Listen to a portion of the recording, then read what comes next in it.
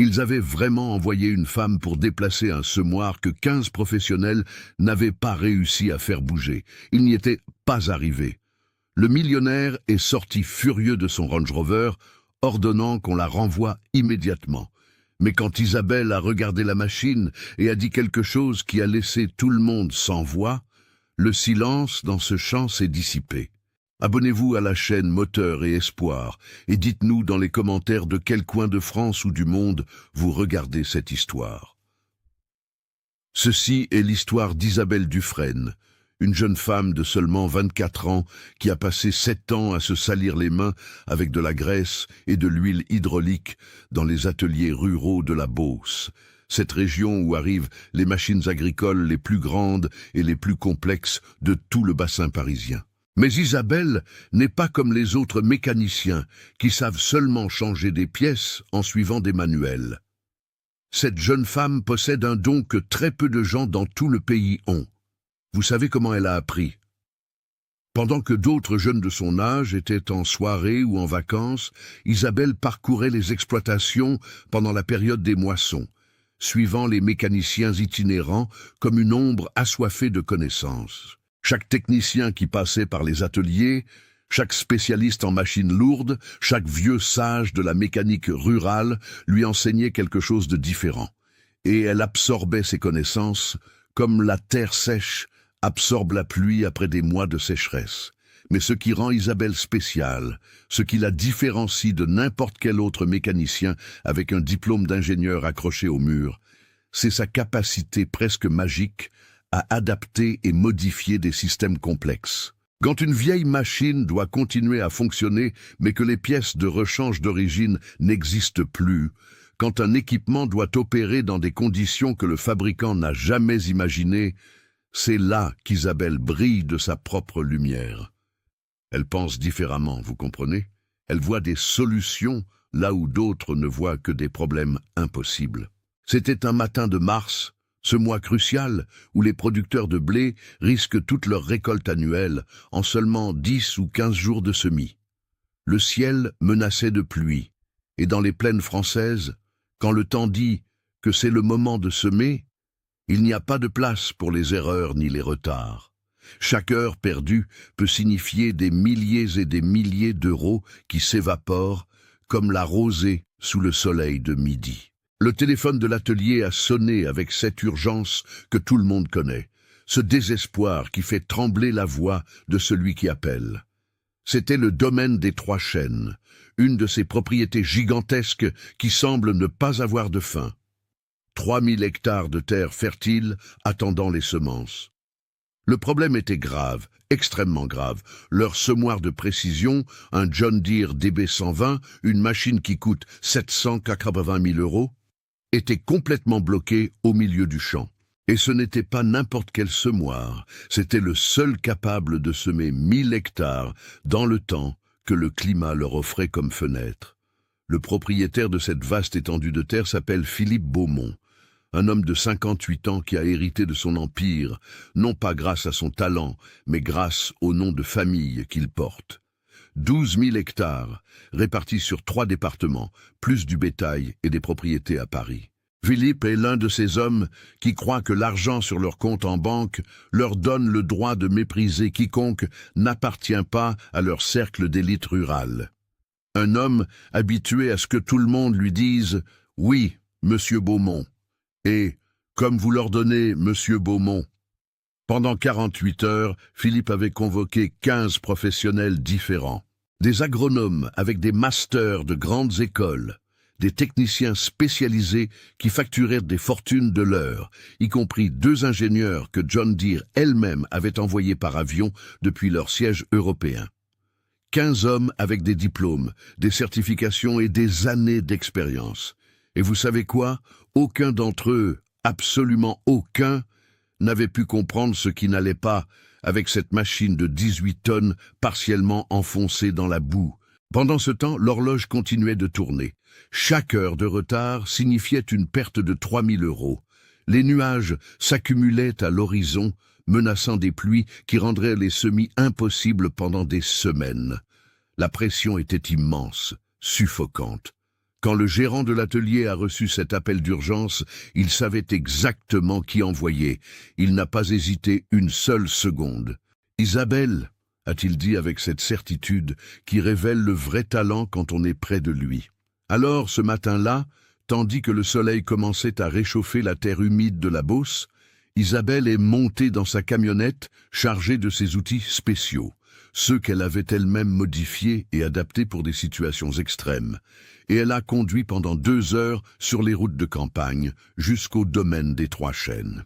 Ce qu'Isabelle ne savait pas, ce dont personne ne l'avait prévenu pendant qu'elle conduisait sur ces routes interminables bordées de champs verts, c'est qu'elle était sur le point d'affronter quelque chose de bien plus difficile que n'importe quelle machine bloquée. Elle allait affronter le mépris, la moquerie et l'humiliation systématique d'hommes qui croient qu'une jeune femme n'a pas sa place dans le monde des machines lourdes.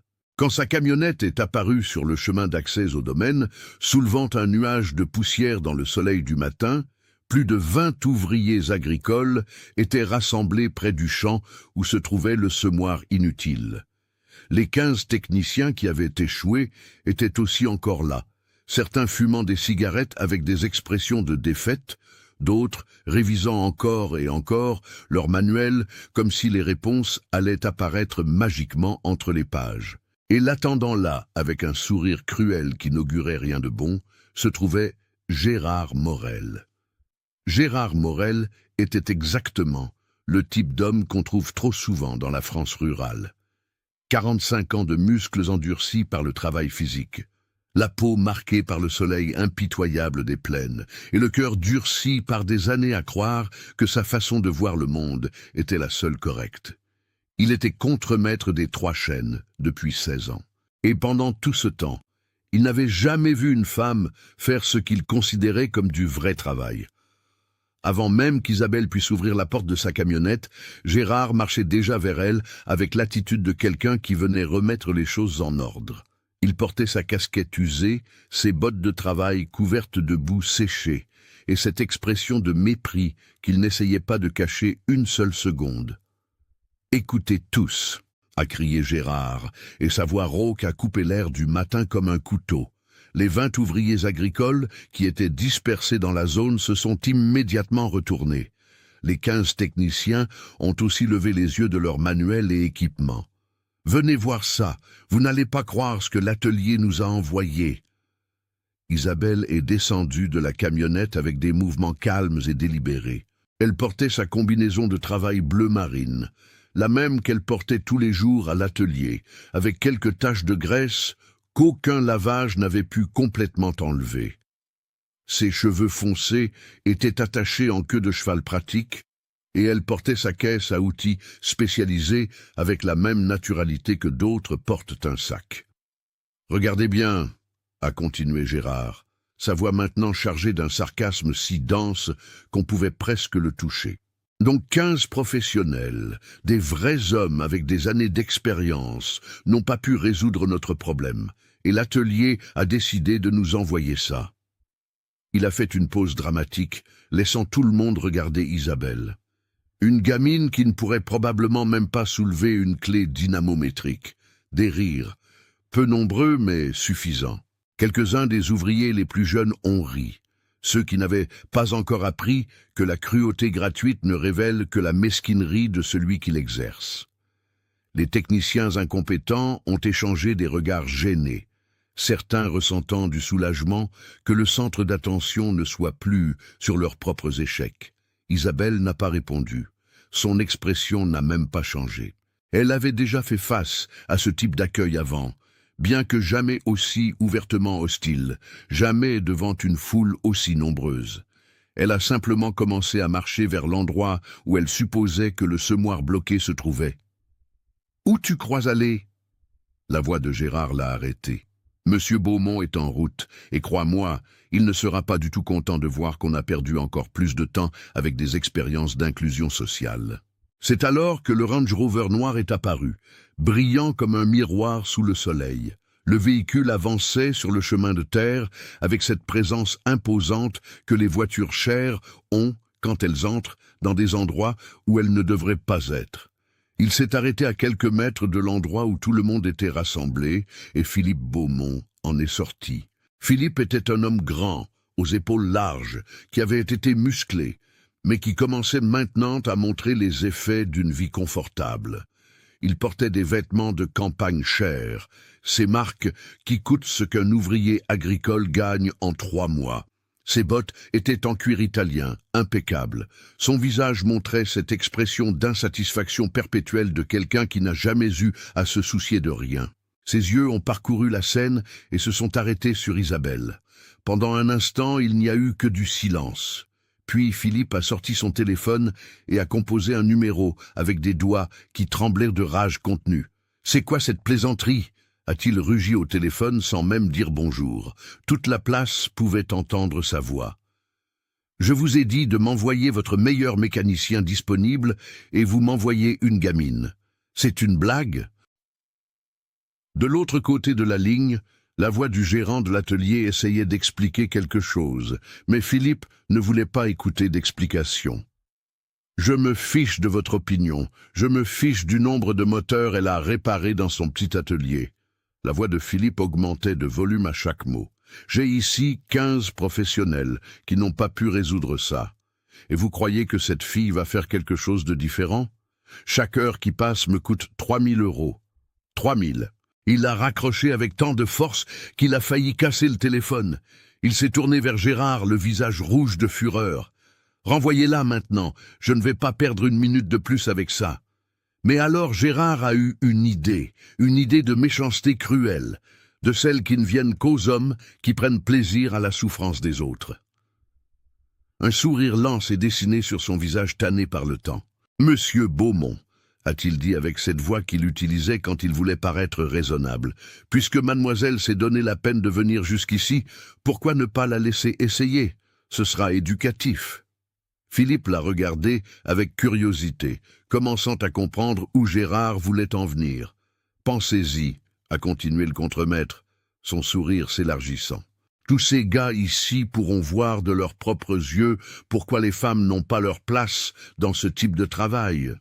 Ce sera une leçon pratique, pour ainsi dire. » La cruauté de la proposition était évidente pour tous. Il ne s'agissait pas de donner une chance à Isabelle.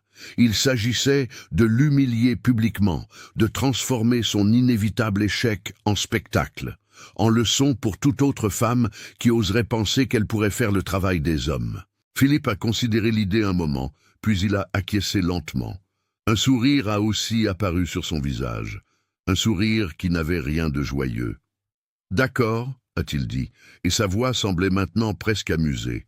« Laissez-la essayer, j'ai besoin de voir ça. » Gérard s'est tourné vers Isabelle avec une expression triomphante. « Écoute bien, ma petite, je vais te donner l'opportunité de montrer à tous ces hommes rassemblés ici, des hommes avec des années d'expérience, comment une petite femme comme toi résout un problème que même 15 agronomes diplômés n'ont pas pu résoudre. » Il tournait autour d'Isabelle en parlant, comme un prédateur qui encercle sa proie. Les ouvriers ont formé un demi-cercle, certains mal à l'aise mais n'osant rien dire, d'autres clairement amusés par le spectacle promis. « Et quand tu échoueras, et crois-moi, tu vas échouer, » a continué Gérard, « tu vas faire quelque chose pour moi. Tu vas te tenir debout ici, devant tout le monde, et tu vas t'excuser. Tu vas t'excuser de nous avoir fait perdre du temps. Tu vas admettre à voix haute, pour que tout le monde entende, que le travail dur, le vrai travail, n'est pas fait pour les femmes. Gérard, apporte-moi une chaise, a ordonné Philippe, s'installant clairement pour profiter du spectacle. Ça va être amusant. Un des ouvriers a couru chercher une chaise pliante dans le Range Rover de Philippe et l'a placée à une distance parfaite pour l'observation. Philippe s'est assis avec l'élégance de quelqu'un qui s'installe dans une loge de théâtre. « Il y a une autre chose, » a ajouté Philippe, reprenant son téléphone. « Que quelqu'un filme ça. Je veux des preuves de pourquoi je n'embauche jamais de femmes pour des services techniques sur mes propriétés. Ça servira de référence pour l'avenir. » Un des techniciens les plus jeunes, mal à l'aise mais n'osant pas désobéir, a sorti son téléphone et a commencé à filmer. Le cercle d'hommes s'est refermé encore plus autour de la zone. Le silence était lourd, expectatif. Certains regardaient Isabelle avec pitié, d'autres avec une curiosité morbide, d'autres encore avec ce plaisir sombre de celui qui est sur le point de témoin de l'humiliation d'autrui. Et au centre de tout cela se trouvait Isabelle Dufresne, une jeune femme de 24 ans qui venait de conduire 2 heures pour arriver là, portant des connaissances qu'aucun de ces hommes ne pouvait même imaginer, et qui maintenant faisait face non seulement à un défi technique, mais à quelque chose de bien pire. Le poids de l'humiliation publique, du mépris systématique, de la moquerie organisée. Gérard a pointé vers le champ où le gigantesque semoir était partiellement enfoncé dans le sol humide. 18 tonnes de métal et de technologie complètement inutiles à ce moment. « Voilà ton défi, ma petite », a-t-il dit, sa voix chargée de venin. Le semoir que 15 professionnels n'ont pas pu faire bouger. Allez, montre-nous de quoi tu es capable. Les commentaires ont commencé immédiatement parmi les spectateurs. Je parie 100 € qu'elle ne tient pas 10 minutes avant d'admettre qu'elle ne peut pas. Regarde comment elle porte cette caisse à outils. Elle n'a même pas la force dans les bras. C'est ridicule. On perd du temps pendant que les nuages s'accumulent. Monsieur Beaumont devrait faire payer l'atelier pour les heures perdues avec cette farce. Isabelle a tout entendu, chaque mot, chaque rire, chaque commentaire méprisant. Et à l'intérieur d'elle, quelque chose qui était dormant depuis longtemps a commencé à s'éveiller. Ce n'était pas exactement de la colère, c'était quelque chose de plus profond. C'était la détermination de toute femme qui a dû prouver sa valeur 2, 3, 10 fois plus que n'importe quel homme, pour être considérée ne serait-ce que moyennement compétente. Elle a marché vers le semoir d'un pas ferme, sa caisse à outils se balançant légèrement à chaque mouvement, la boue humide rentrant dans ses bottes, faisant de chaque pas un petit effort supplémentaire. Derrière elle, les rires et les commentaires continuaient. Une symphonie cruelle de mépris et de préjugés. Quand elle est arrivée à la gigantesque machine, elle s'est arrêtée. Elle n'a encore rien touché, elle a seulement observé. Ses yeux ont parcouru chaque centimètre du John Deere DB120, des roues arrière partiellement enfoncées au système de bras de levage étendu, du réservoir de semences jusqu'à la cabine de contrôle. Et alors, sans même avoir posé une main sur la machine, sans avoir ouvert un seul panneau d'accès, sans avoir connecté un seul équipement de diagnostic, Isabelle a commencé à parler. Ce qui s'est passé ensuite était quelque chose qu'aucun des présents ne s'attendait à voir. Isabelle n'a pas commencé à démonter des pièces au hasard comme les techniciens précédents. Elle n'a pas sorti d'équipement de diagnostic informatisé comme les ingénieurs de John Deere. Elle n'a pas ouvert de manuel technique cherchant des réponses dans les pages imprimées. Au lieu de cela, simplement, elle a commencé à parler. Sa voix était claire, ferme, professionnelle, et à chaque mot qui sortait de sa bouche, l'atmosphère commençait à changer d'une façon que personne n'aurait pu prévoir. « Le système de distribution pneumatique », a dit Isabelle, pointant vers les lignes qui allaient du réservoir de semences au bras de plantation. Il fonctionne avec une pression asymétrique. Les lignes du côté gauche fonctionnent à 120 PSI, tandis que celles du côté droit atteignent à peine 85. Cette différence de 35 PSI crée une distribution de poids inégale qui déstabilise toute la structure. Les 15 techniciens qui avaient échoué ont commencé à s'échanger des regards. Certains ont froncé les sourcils, d'autres ont sorti leur propre jauge de pression, voulant vérifier ce qu'elle venait de dire sans même avoir connecté un seul instrument. Mais Isabelle n'avait pas fini. En fait, elle n'avait même pas vraiment commencé. Le cylindre hydraulique maître du mécanisme de profondeur, a-t-elle continué, se déplaçant autour de la machine avec une confiance qui contrastait brutalement avec la maladresse des techniciens précédents. Il présente une fissure interne qui n'est pas visible de l'extérieur. Vous pouvez voir ici, elle a pointé un endroit spécifique près de l'essieu central, comment l'huile hydraulique s'infiltre dans la chambre de compensation au lieu de maintenir la pression dans le piston principal. C'est pour ça que le système de profondeur ne répond pas aux commandes du panneau de contrôle. Les ingénieurs de John Deere ont fait un pas en avant, plissant les yeux. C'était exactement le type de défaut qu'ils soupçonnaient, mais qu'ils n'avaient pas pu confirmer. Comment diable cette femme l'avait-elle identifié sans même ouvrir le compartiment hydraulique? Gérard, se levant de la chaise où Philippe l'observait, a ressenti pour la première fois un léger malaise, mais il l'a vite chassé. Parler, c'est facile. N'importe qui peut mémoriser des termes techniques. Ce qui compte, c'est de résoudre le problème. Et ça, elle ne pourra pas. Le différentiel des roues arrière, a continué Isabelle, maintenant accroupie à côté d'une des énormes roues enfoncées dans la boue. Il est bloqué en position de verrouillage complet parce que le capteur de charge a détecté un poids inégal dû à l'enfoncement progressif dans le sol humide. Le système de sécurité a activé le mode d'urgence. Et c'est pour ça que même s'ils essaient de déplacer la machine depuis la cabine, le différentiel ne permet la rotation indépendante d'aucune roue. Le silence, maintenant, était différent. Ce n'était plus le silence moqueur de celui qui attend de témoin d'un échec. C'était le silence de l'inconfort de celui qui commence à réaliser qu'il est en train de témoin de quelque chose de complètement inattendu. Tout ça, a dit l'un des agronomes incrédules, vous l'avez diagnostiqué sans connecter aucun équipement? Isabelle s'est relevée, s'essuyant les mains sur sa combinaison. Je travaille avec des machines agricoles lourdes depuis 7 ans. Après un certain temps, on apprend à lire les signes. Attendez, est intervenu un autre technicien, son orgueil blessé le faisant parler plus agressivement que nécessaire. N'importe qui peut inventer des diagnostics compliqués. Ce qui compte, c'est si vous pouvez faire quelque chose à ce sujet, et j'en doute fort que... Je n'ai pas terminé, a interrompu Isabelle, et il y avait quelque chose dans son ton qui a fait que l'homme a immédiatement fermé la bouche. Elle s'est dirigée vers le panneau de contrôle dans la cabine du semoir, a monté agilement les marches métalliques et s'est assise dans le siège de l'opérateur. Ses doigts ont glissé sur le panneau digital, naviguant dans les menus et sous-menus avec une rapidité qui suggérait une connaissance profonde, pas de la chance ou des essais-erreurs. Ce qu'elle a fait ensuite a laissé tout le monde absolument paralysé. « Ce semoir », a dit Isabelle, sa voix maintenant assez forte pour que tout le monde l'entende clairement, a été illégalement modifié avec une puce de performance pour augmenter la vitesse de plantation au-delà des spécifications d'usine.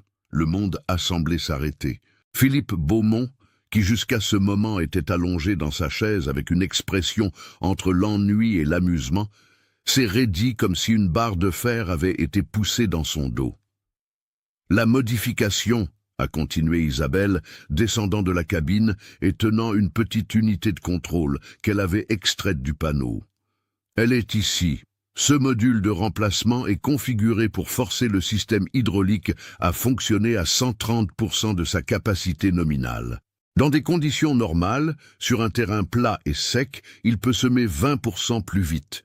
Mais quand la machine rencontre une résistance inattendue, comme un sol mouillé et un point faible qui existe ici, ça déstabilise tout le système hydraulique.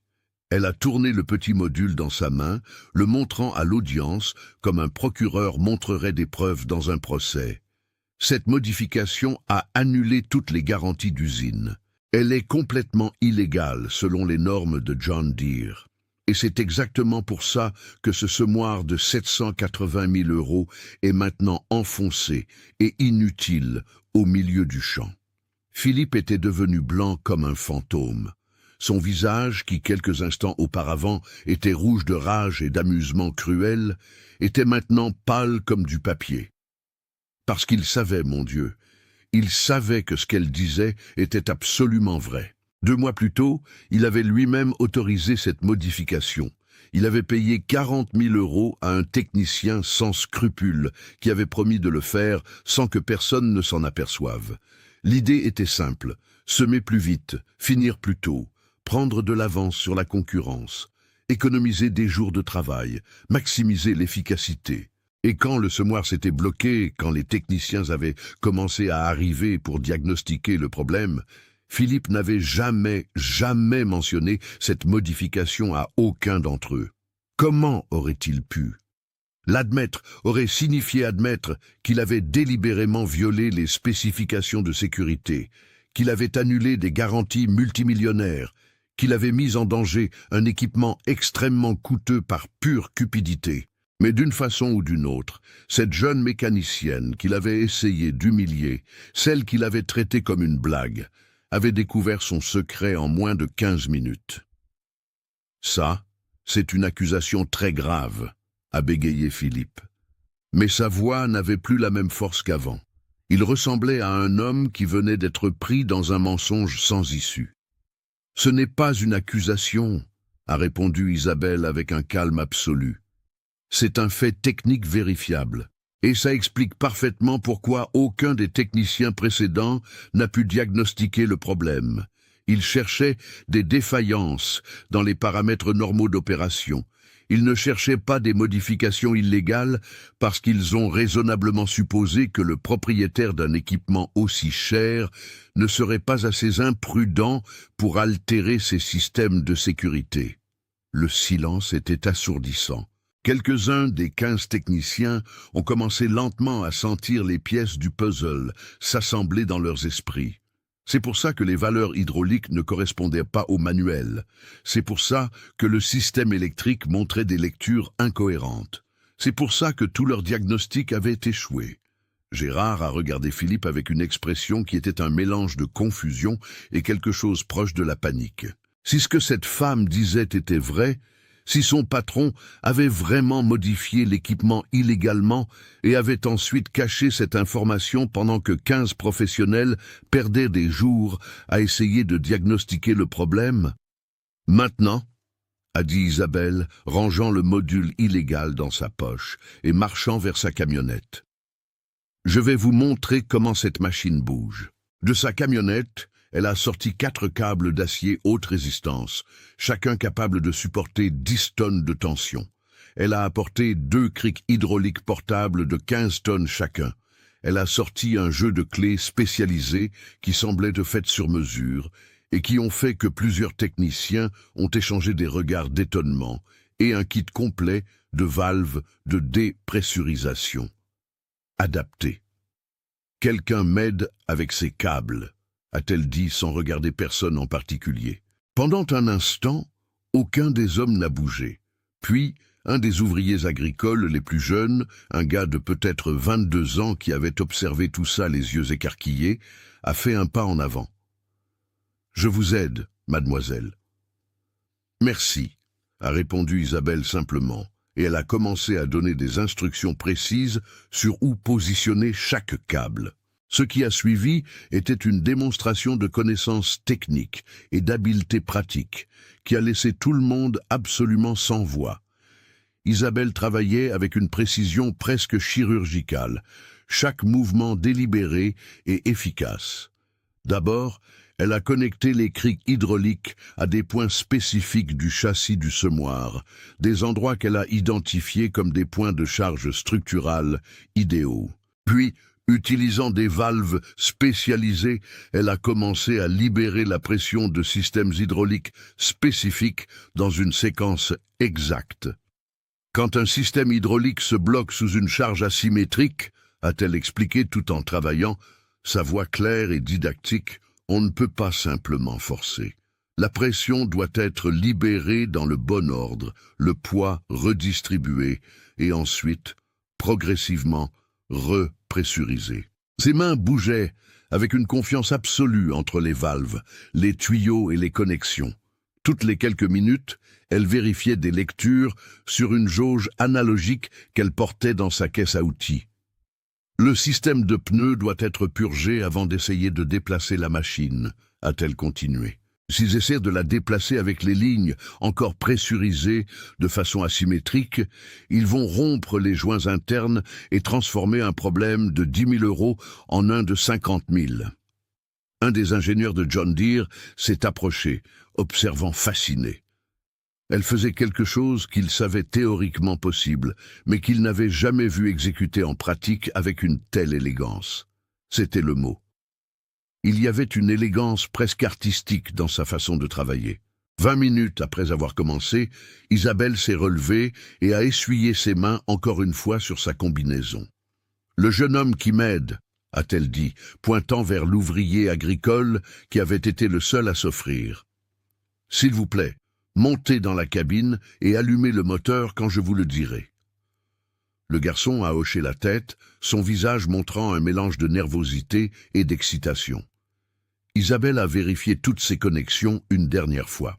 Puis, utilisant une télécommande connectée aux crics hydrauliques, elle a commencé à appliquer une pression de levage graduelle aux points exacts où elle avait positionné les crics. Le semoir a gémi. Métal grinçant contre métal, hydraulique contre physique.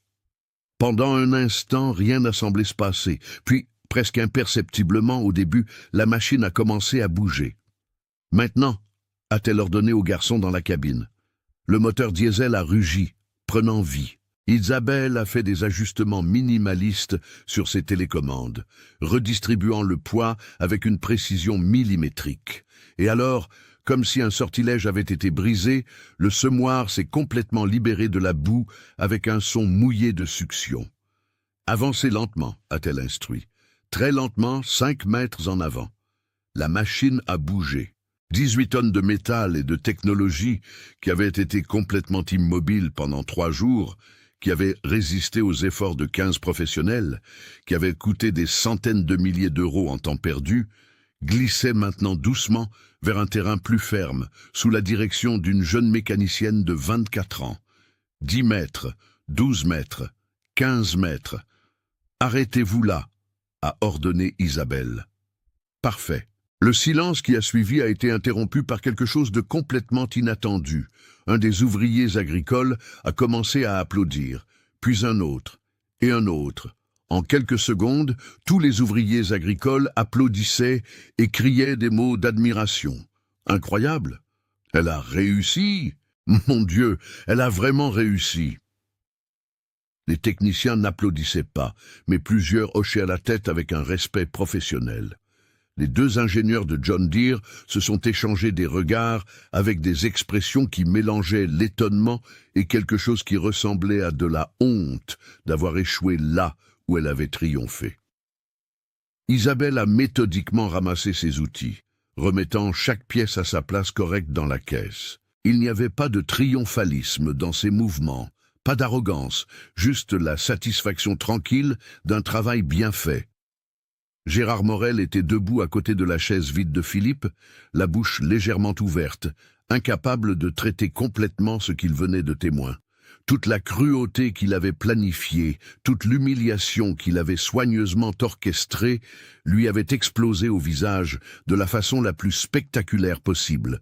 Et Philippe Beaumont, l'homme qui avait transformé ce moment en spectacle, qui avait voulu démontrer que les femmes n'avaient pas leur place dans le travail technique, se tenait à l'écart, son visage montrant un mélange complexe d'émotions, choc, honte et le terrible début de la réalisation de combien monumentalement il s'était trompé dans son jugement.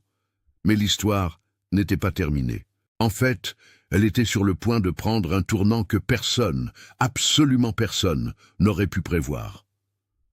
Parmi les ouvriers agricoles qui avaient témoin de toute la scène, il y avait un homme qui jusqu'à ce moment n'avait pas dit un seul mot. Un homme de 62 ans au visage marqué par des décennies de travail sous le soleil, vêtu de vêtements simples et usés de paysan.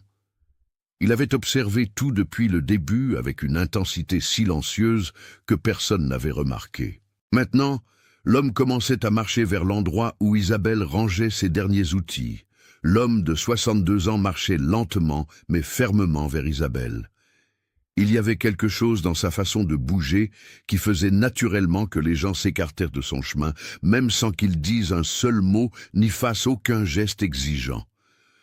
Quand il est arrivé devant Isabelle, il a tendu sa main dans un geste simple et direct. « Léopold Marchand », s'est-il présenté avec une voix calme mais limpide. « Un plaisir de rencontrer quelqu'un qui s'y connaît vraiment. » Isabelle a serré sa main, légèrement confuse mais polie. « Isabelle Dufresne, merci.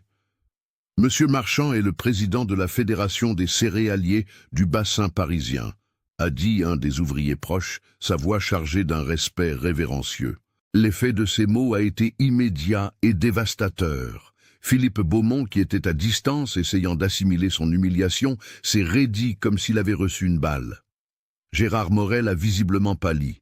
« Je représente 420 producteurs ruraux de toute la région », a expliqué Léopold, avec ce ton informel que les personnes vraiment puissantes utilisent quand elles n'ont pas besoin de prouver leur autorité.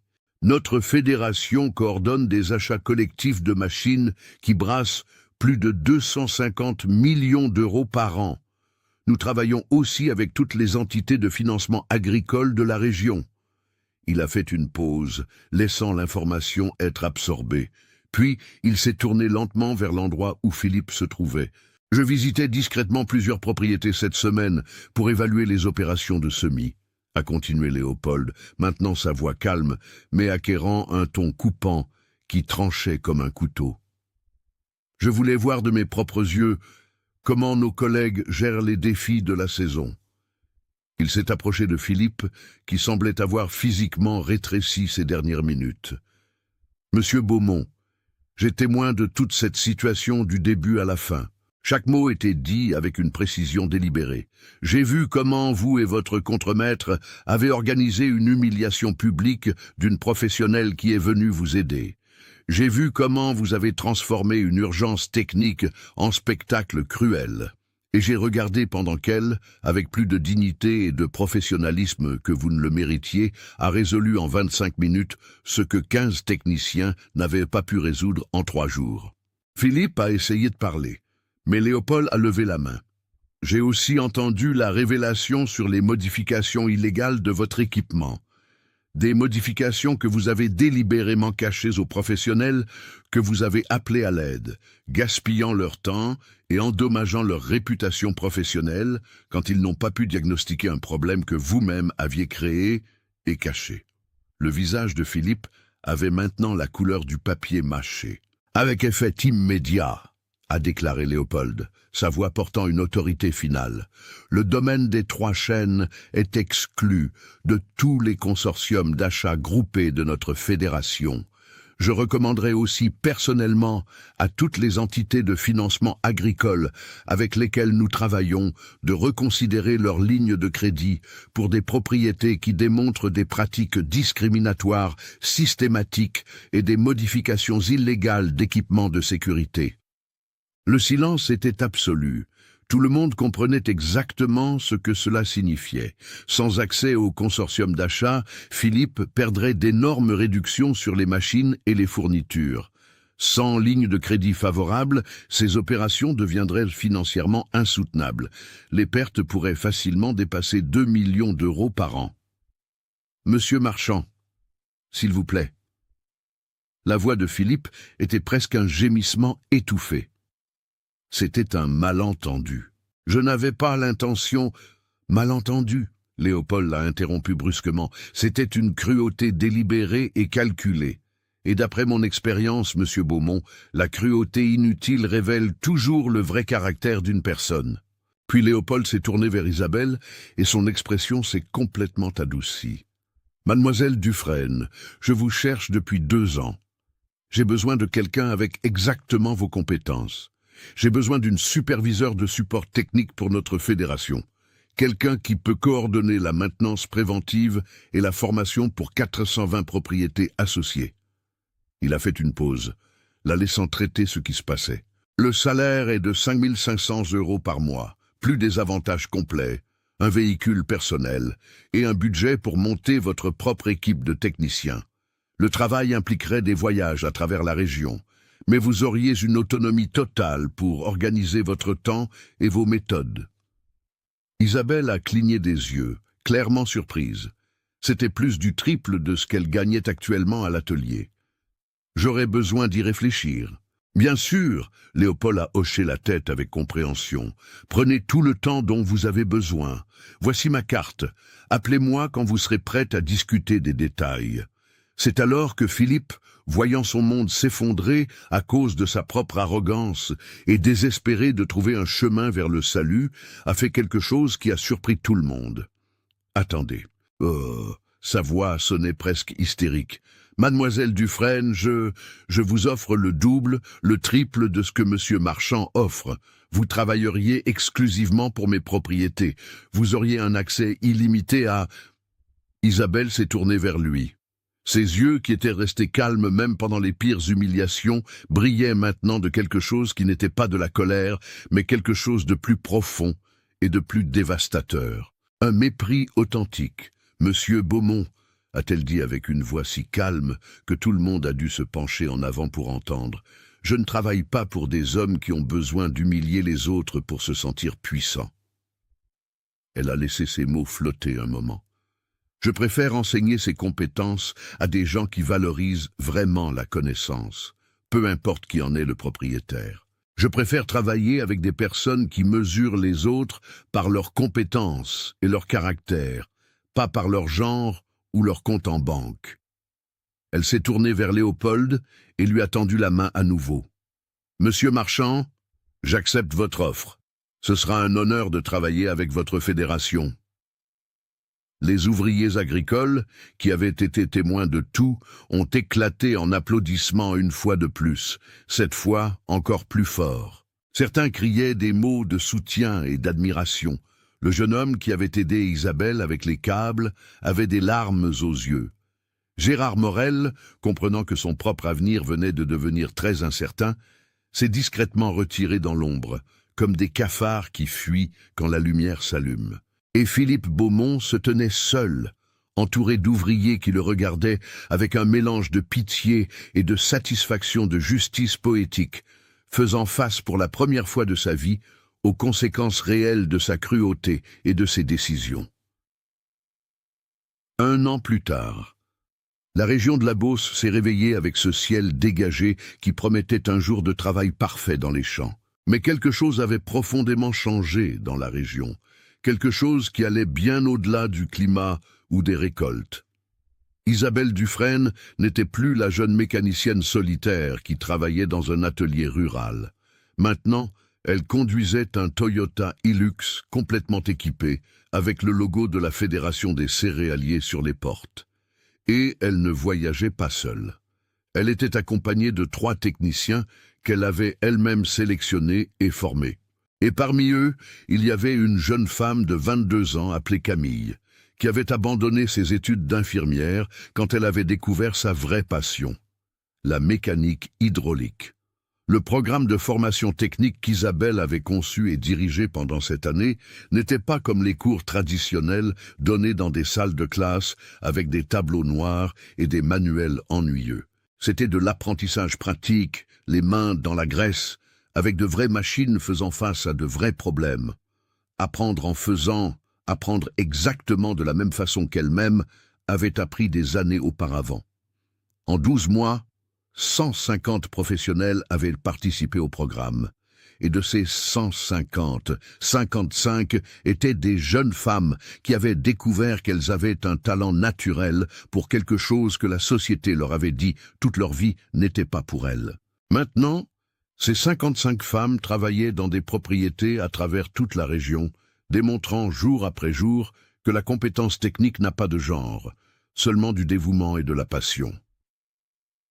Le protocole de diagnostic pour les systèmes hydrauliques complexes qu'Isabelle avait développé basé sur ses années d'expérience pratique avait été officiellement adopté par la Fédération. Les chiffres ne mentaient pas. Le temps moyen d'arrêt des équipements pendant les périodes critiques de semis et de récolte avait été réduit de 35%. Cela représentait des millions d'euros d'économies, des milliers d'hectares semés au bon moment, des récoltes qui n'étaient pas perdues en attendant des réparations. Mais si quelqu'un avait demandé à Isabelle quelle était sa plus grande fierté de cette année, elle n'aurait pas mentionné les chiffres, ni les économies, ni même les 55 femmes qui avaient maintenant des carrières réussies. Elle aurait mentionné un jeune homme de 19 ans appelé Thomas.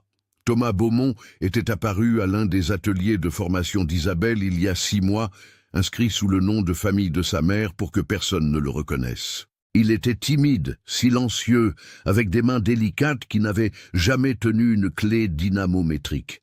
Mais dans ses yeux, il y avait quelque chose qu'Isabelle a immédiatement reconnu. une soif de connaissance, une vraie passion pour comprendre comment les choses fonctionnent. Pendant des semaines, Thomas a assisté à chaque session pratique. Il arrivait tôt et partait tard, posant des questions intelligentes et absorbant chaque explication comme la terre sèche absorbe la pluie. Isabelle a vu comment ses mains sont progressivement devenues plus confiantes, comment ses diagnostics sont devenus plus précis, comment il a commencé à voir les systèmes mécaniques non pas comme des ensembles confus de pièces, mais comme des organismes intégrés qui pouvaient être compris et guéris. C'est seulement au 3e mois qu'Isabelle a découvert qui il était vraiment. Un après-midi, après une session particulièrement intense sur les transmissions différentielles, Thomas s'est approché d'elle avec une expression nerveuse.